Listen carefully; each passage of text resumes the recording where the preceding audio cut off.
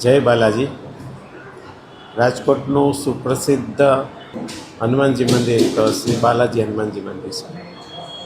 ઈચ્છાઓ સઘળી ફરે, જેને બાલાજીની કૃપા મળે, અહીંયા જે માથું મૂકે, જે સંકલ્પ કરે, સિદ્ધ થાય એવા પ્રતાપી હનુમાનજી મહારાજ છે.